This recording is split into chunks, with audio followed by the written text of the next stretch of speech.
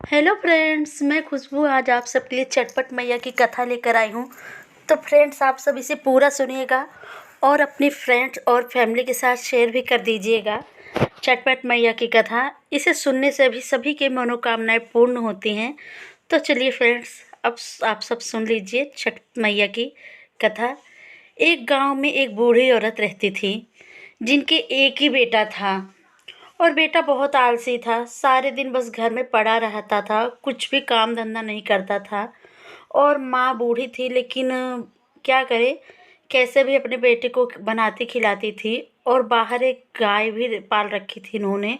सारे दिन बस वही गाय को चारा देना और उसके बाद खेती बाड़ी में जो होता था करके घर पे खाना बनाना, बेटे को खिलाना, यही सब चलता था उनका। और वो बहुत परेशान थी कि मेरा बेटा बड़ा भी हो गया है, लेकिन कुछ काम धंधा नहीं करता है, मैं कैसे करूँगी। अब तो मैं भी बूढ़ी हो गई हूँ, लेकिन क्या करे, बेटे के प्यार में ज़्यादा कुछ बोल भी नहीं पाती थी।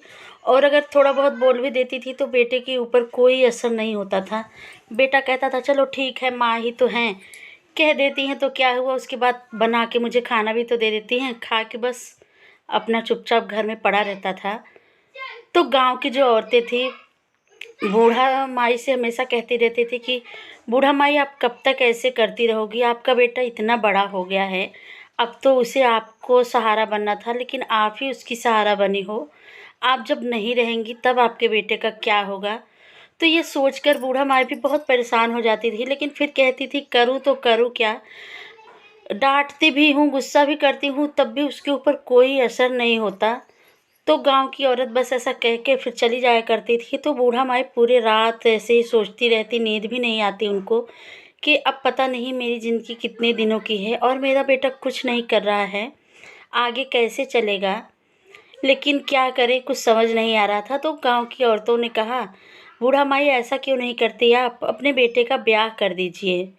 तो बूढ़ा माई कहने लगी कि ब्याह तो कर दूं, लेकिन अभी तो इसे खिला रही हूँ, फिर इसकी बेबी आ जाएगी, उसे भी खिलाना पड़ेगा बिठाकर, मैं क्या करूँगी।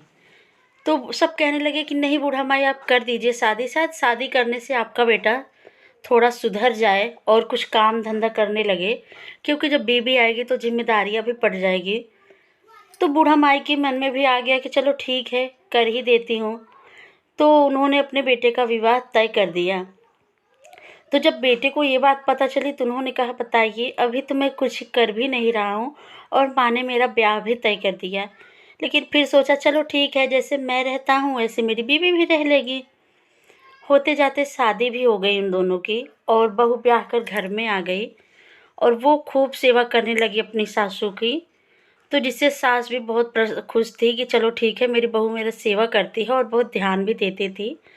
और खाना बनाना, बाकी सारे घर के काम और अपने सास की सेवा, तो जिससे सास और बहू में बहुत ही ज़्यादा प्यार था।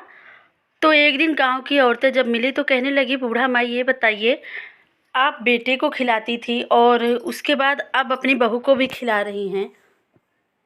तो बूढ़ा माई ने कहा क्या करूं, जब बेटा कुछ करता नहीं तो बहू भी तो अपना घर में ही रहेगी, क्या करेगी बहू।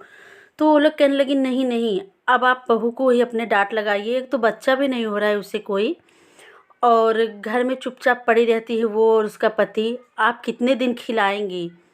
और एक तो आपके घर में एक गैया है, वो भी बछड़ा नहीं दे रही है, तो बताइए ऐसे कैसे चलता है। तो वो कहने लगी, नहीं, इसमें मेरी बहू की कोई गलती नहीं है, मेरी बहू तो बहुत अच्छी है, अब बेटे का मैं क्या करूँ। ये कहकर बूढ़ा माई वहाँ से चली गई।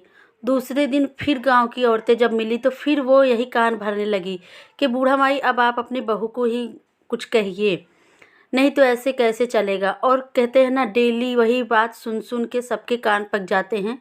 तो यही रोज का हो गया कि जब भी गांव की औरतें बूढ़ा माई से मिलती बस यही बात कहती। तो बूढ़ा माई को भी एक दिन बहुत गुस्सा आई और वो घर पर गई। तो अपने बहू से कहने लगी, ये बताओ मैं कितने दिन कमाकर तुम लोगों को खिलाऊंगी।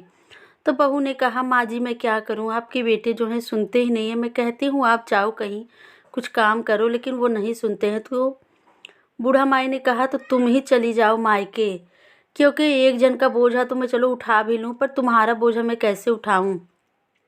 बहू रोने लगी, कहने लगी, माँ जी मैं कहीं नहीं जाऊँगी, मैं ब्याह कर आपके घर आ गई हूँ, तो अब मैं यहीं रहूँगी। लेकिन बूढ़ा माई कुछ भी सुनने के लिए तैयार नहीं थे, क्योंकि उस समय उन्हें बहुत ही गुस्सा आई थी।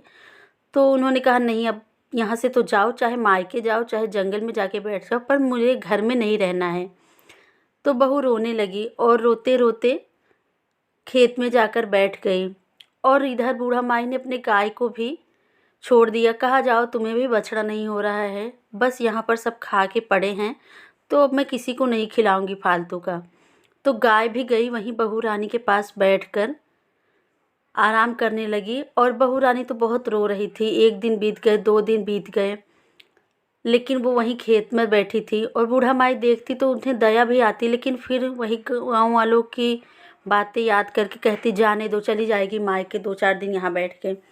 तो गैया जो थी वो चली जाती, चारा कहीं से कुछ अपना खेत में चर के आ जाती। तो एक दिन गैया चरते चरते जंगल में चली गई। तो जंगल में उसे पत्थर के नीचे महुआ का पात दिखा। तो वो खाने जा रही थी, तो उसने देखा कि उसमें खोआ लगा था। तो उसने सोचा, मैं तो कुछ ना कुछ खा ही लेती हूँ, पर बहू रानी कुछ भी नहीं खाई है। तो महुआ के पात को अच्छे से मुंह में पकड़कर लेकर आई और बहू रानी के पास लाकर वो देने लगी। तो बहू रानी ने कहा, इसमें क्या लगा है? तो गैया ने सिर हिलाया कि खा लो जो भी है। बहू रानी सोचा, पता नहीं किसका जूठा है, लेकिन उन्हें भूख और प्यास भी लगी थी। तो उन्होंने कहा, चलो ठीक है, भूखे रहने से तो अच्छा है किसी का जूठा ही खा लूँ। तो उस पर जो खोया लगा था बहू रानी ने खा लिया और पानी पी लिया। और जो महुआ के पात में थोड़ा बहुत बचा था, बहू रानी ने उसे गैया को खिला दिया। और वहीं से चटपट मैया बूढ़ा माई बनकर जा रही थी। तो चटपट मैया आई और बहू रानी से कहने लगी कि बहू रानी, तुम यहाँ पर क्यों बैठी हो? तो बहू रानी ने कहा, कुछ नहीं, ऐसे ही। मैं क्या बताऊँ अपनी सारी बात? तो चटपट मैया ने कहा, नहीं, बताओ क्या हुआ है। तो यही सब जो कहानी थी बहू रानी ने बता दिया। तो चटपट मैया ने कहा कि बहू, अब आप घर जाओ, क्योंकि अब आप माँ बनने वाली हो और आपकी जो गैया है ये भी बछड़ा देने वाली है। तो बहू रानी ने कहा, सही? तो चटपट मैया ने कहा, हाँ, मैं सही कह रही हूँ, तुम घर जाओ।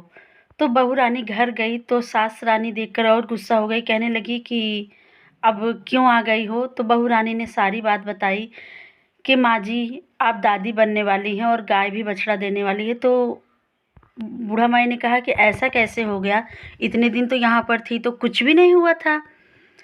तो बताया बहू रानी ने, गैया ने कहीं से खोया लाया था, तो मैंने वही खाया और वही गैया ने भी खाया, जिससे कि गैया भी बछड़ा देने वाली है और मैं भी माँ बनने वाली हूँ। तो बूढ़ा माई निकली घर से और सबसे पता करने लगी कि ये खोया आया कहाँ से। 1 घर गई, 2 घर गई, किसी को कुछ पता नहीं था। तो जब तीसरे घर, चौथे घर गई तो उन्होंने बताया कि हाँ, मैं चटपट मैया की पूजा किया था मैंने, और जो पत्तल में खोया लगा था वो पात मैंने ईंटे के नीचे, पत्थर के नीचे दबा दिया था ताकि किसी का पैर ना लगे, तो वही आपकी बहू खाई होगी। तो बूढ़ा माई ने कहा कि कैसे इसकी विधि होती है बताओ, मैं भी पूजा करूँगी। तो जैसे भी विधि विधान है वो सारे विधि विधान उन लोगों ने बता दिया।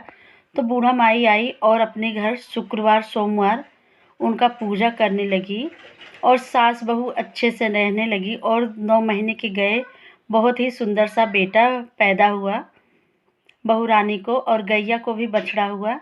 और उनका बेटा भी सुधर गया और अपनी जिम्मेदारियां समझ गया कि अब मुझे बेटा भी हो गया है और बीवी भी है, माँ भी है, सबका अच्छे से ध्यान रखने लगा और कुछ अपना काम धंधा भी शुरू कर दिया, जिससे कि घर में खुशहाली ही खुशहाली हो गई।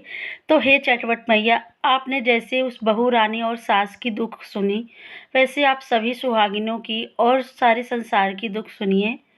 तो एक बार बोलिए, चटपट मैया की जय।